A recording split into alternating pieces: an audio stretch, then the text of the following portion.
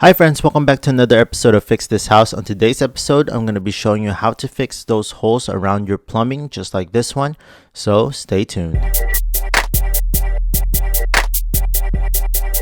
Once again friends, thank you so much for tuning in. If you're new to the channel, please consider pressing the subscribe and notification bell so you can always be in tune on DIYs, how-to videos, and product reviews that I do within this channel. So I know a lot of homeowners have this issue, especially inside their bathroom, on their shutoff valve, on their sink, or on their toilet. But I'm planning to have a semi-floating shelf on my bathroom, so the plumbing will be exposed. So the very first thing that I like to do is fill the gaps with this great stuff. Big gap filler insulating foam.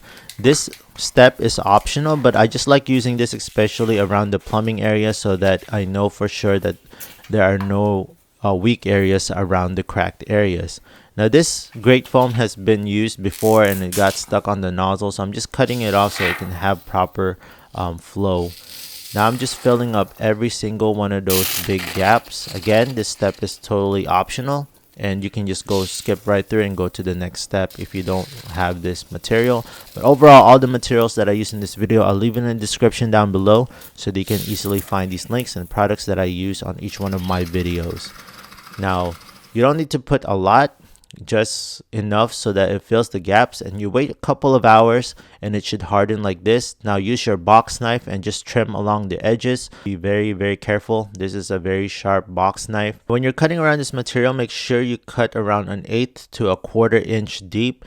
Doing that will allow us to fill in those voids with joint compound and not worry about joint compound mounding around the areas where we're cutting out.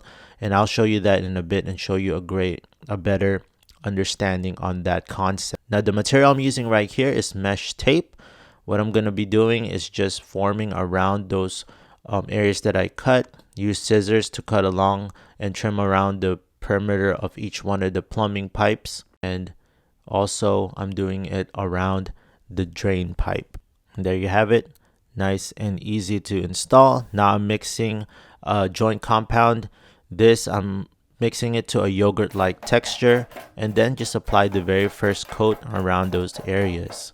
Now some of these areas are very hard to reach, so I highly suggest that if you have a small trowel, use that to get between the pipe. Now you don't have to apply so much on the first layer. Make sure that you just cover enough of the mesh tape. After you apply this joint compound, you wait a few hours depending on what joint compound you use. If you use the easy set, it should settle within 15 minutes, but since this is the general purpose one, it does take a few hours to settle.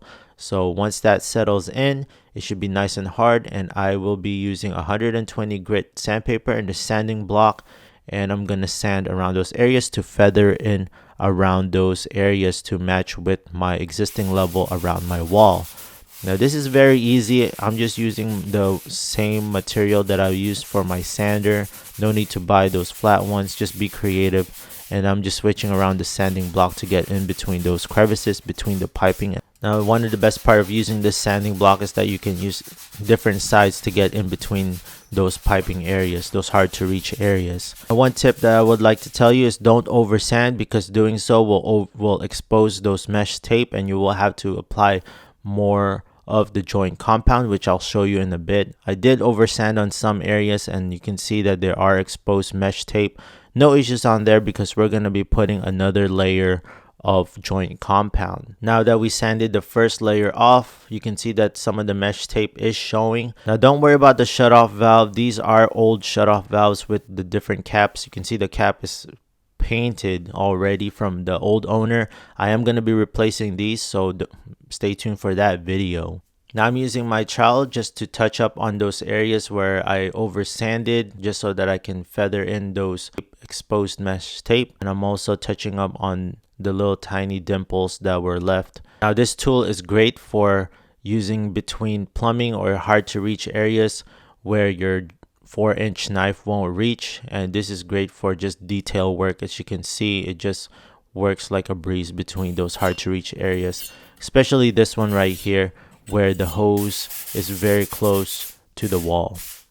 Now after that dries, make sure you sand it one last time, and we should be ready to spray this with texture.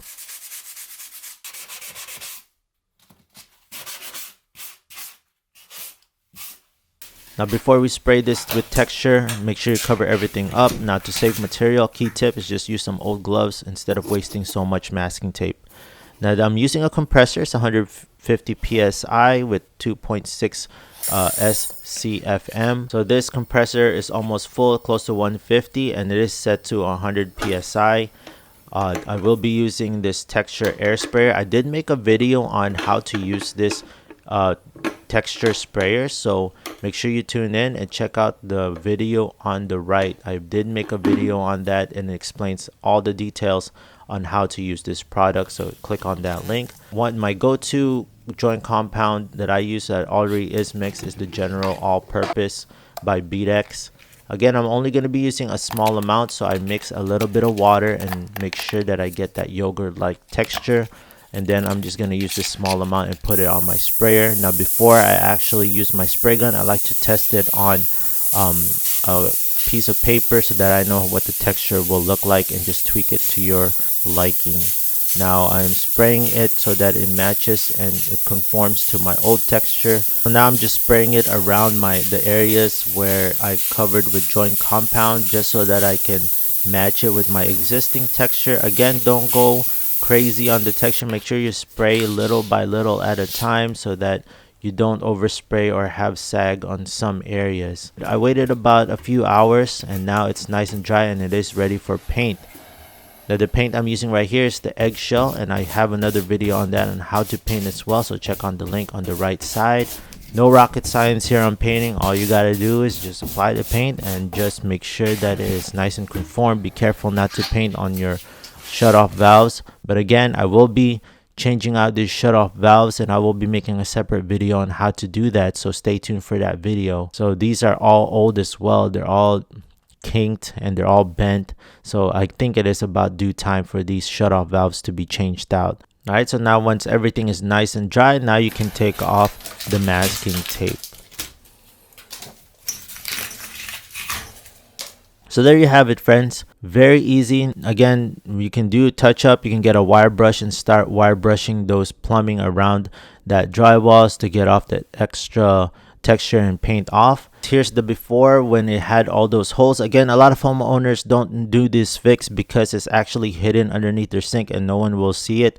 But I will be having an exposed sink, so that's why I'm doing this project. So once again, friends, if you found value to this video, please hit that like, subscribe, and notification bell so you can always be in tune on DIYs, how-to videos, and product reviews that I do within this channel. So stay tuned for more videos and when I actually change out those shut-off valves.